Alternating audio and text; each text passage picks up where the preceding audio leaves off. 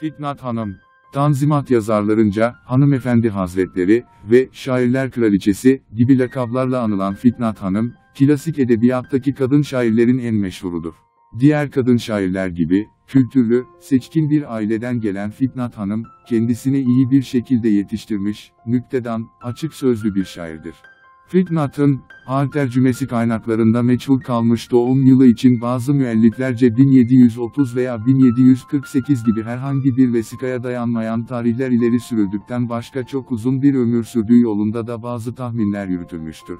Şöhretine ve içinden pek çok tanınmış şahsiyetler çıkmış bir aileden gelmesine rağmen hayatı hakkında hal tercümesi kaynaklarında mevcut bilgiler yok denecek kadar azdır. Kendisine dair bilinenler, baba tarafı ile kocasının kim olduğu ve ölüm tarihinden öteye gitmez. Hakkındaki yetersiz bilgileri, istifade edilmemiş bazı kaynaklar ve yeni dikkatlerin yardımı ile biraz daha ileriye götürmek mümkündür. Şeyhülislam Mehmed Esad Efendi'nin kızı olan Fitnat Hanım İstanbul'da doğdu. Annesi, Şeyhülislam Seyyid Feyzullah Efendi'nin damadı Şeyhülislam Mirzazade Şeyh Mehmed'in kızı Hatice Hanım'dır.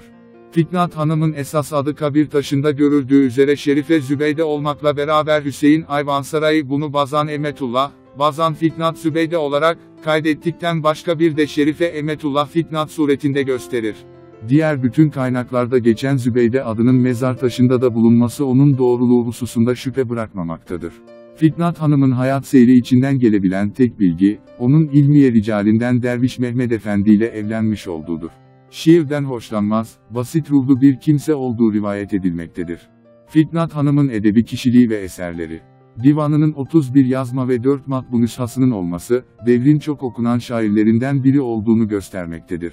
Nabi ve Ragıp yolunda yazdığı şiirleriyle duygularını başarıyla dile getiren Fitnat, Ragıp Paşa'nın sadrazamlığa getirilmesinden sonra gerek hakkındaki rivayetler, gerekse şiirleriyle oldukça meşhur olmuştur. Divanındaki 59 gazelden birkaçı hariç, hepsi başta babası Esat Efendi olmak üzere, Ragıp Paşa, Haşmet, Nabi, Raşit, Nedim ve kardeşi Şerif Efendi'ye nazire olarak yazılmıştır.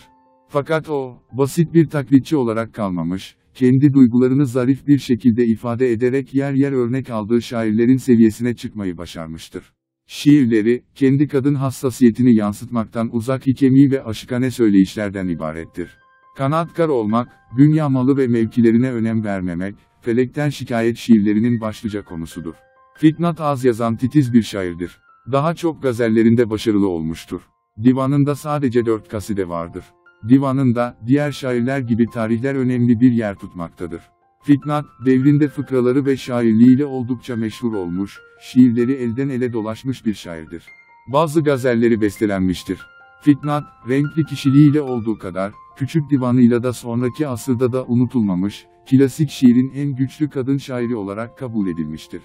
Küçük hacimli divanında tercibend ve terkibend dışında sayıları çok olmasa da klasik şiirin hemen hemen her şeklini kullanmış olan Fitnat, kaside ve benzeri geniş çerçeveli manzumelerden çok gazel, kıta, rubai çapında küçük hacimli şiirler yazmayı tercih etmiştir. Sadece 1. Mahmud'a kaside yazmış, Bahariye, adıyla tanınan bu kaside onun kronolojik bakımdan en geriye götürülebilen manzumesidir. Fitnat Hanım'ın divançesinin 20'den fazla yazma nüshası bulunmuştur. Yazma nüshalarının pek çoğu İstanbul'un kütüphanelerindedir. Fitnat Hanım'ın divanı eser, 1848'de, Divan-ı Fitnat adıyla İstanbul'da eski harflerle basılmıştır. Fitnat Hanım'ın bir gazeli. Su güzellik ülkesinde sevgilinin eşi yok. Dünyanın da ışık veren bir başka güneşi yok. Sen hatırdan çıkarma da istersen acıcektir. Nasıl olsa sevdalıdan daha çilekeşi yok. Tek olaydın öpücüğü esirgemezdim dedi. Sanır mısın aşk dilenen senden başka kişi yok. Gül duyamaz çığlığını aşıkların, sanma ki. Alt yakan bülbüllerin başka gönüldeşi yok. Divaneler deliler çok Kaysile Ferhat gibi. Ama Sevda Vadisi'nde Fitnat'tan dervişi yok. Video umarım faydalı olmuştur. Abone olup destekleyebilir ve bizi bu tarz videoların devamı için